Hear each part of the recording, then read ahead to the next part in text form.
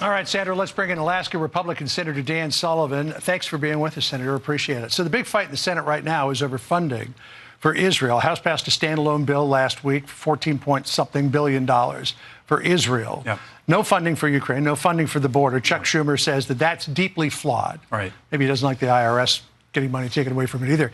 So what's going to happen in the Senate? Because Schumer and other Democrats and even some Republicans like Lindsey Graham are saying, no, funding for Ukraine's got to be in this. Where do you come down on it? What should happen? Well, look, I think the House, that was a good start. It was a strong bill with regard to Israel.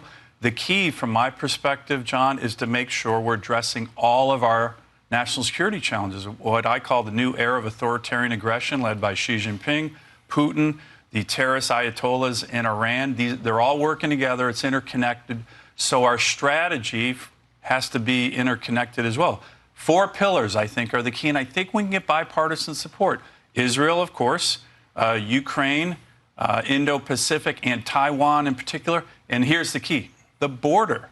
The border, that is the linchpin. I was over at the White House last week, told Jake Sullivan, the OMB director, you have to have policy changes on the border. That is a national security threat in a huge way. And if you don't have serious policy changes on the border to stop the invasion of our southern border, you're probably not going to get a lot of Republican support. So you think this all needs to be lumped together, not Yes. a standalone for Israel? Well, look, Schumer's not going to bring up a standalone for Israel. So the key is bringing together these different pillars, and then also a Taiwan pillar as well. You know, one of the things that the administration put forward, a pretty weak Taiwan package. I'm hearing it's because they don't want to ruin the mood music when Xi Jinping visits President Biden the next month or actually this month in the United States. We need to have a really strong package with new armaments for Taiwan to greet Xi Jinping with when he comes to America. But I think those 4 pillars, with the border as the linchpin, I think that's the key. So we've got a tremendous amount of firepower in the Middle Eastern region now. 2 carrier battle groups. The Pentagon released a photo of a boomer submarine going through the Suez Canal. I mean, the location of those submarines is usually the highest top secret classified information that we've got. Correct. Here's a picture, Iran, of it transiting.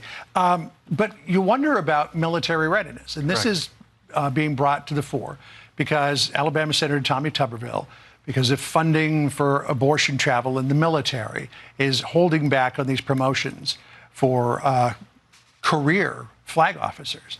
He says it's not going to affect military readiness. But here's what you said on the Senate floor the other day. We have a really dangerous world.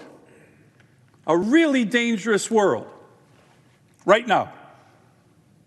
And to say, oh, don't worry, this isn't impacting readiness, with all due respect to my colleague, that's just wrong. It's not even a close call. And it's really interesting that a lot of Republicans, including you, are saying to Tuberville, what are you doing here? Well, a number of veterans came on the floor, Senate Republican veterans came on the floor. And look, I am a pro-life senator. I'm against the Biden Department of Defense policy. I've worked with Senator Tuberville for months on this. But right now, what he's doing is the wrong timing and wrong target. Like I said, the timing is, as you just mentioned, we have a very dangerous world right now, and his hold is impacting close to 400 military uniform, 1-star, 2-star, 3-star, 4-star generals.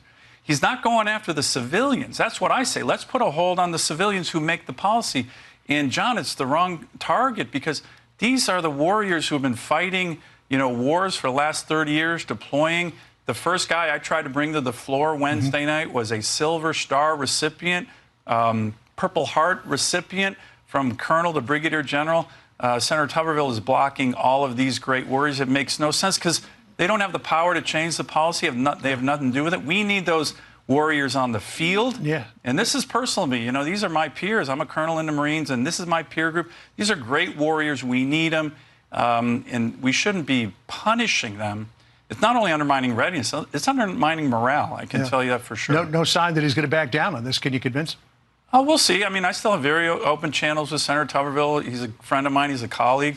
We went at it on Wednesday night because I feel so personally committed to this. But we're going to keep working it. But I think the issue of readiness today and the strategic risk to the force, What I'm starting to hear is our general officer corps saying, you know what, I've done 30 years in, 7 deployments, I'm going to be held up, I'm going to get out. If we start driving our best flag officers out of the military, this is going to be viewed as a national security suicide mission.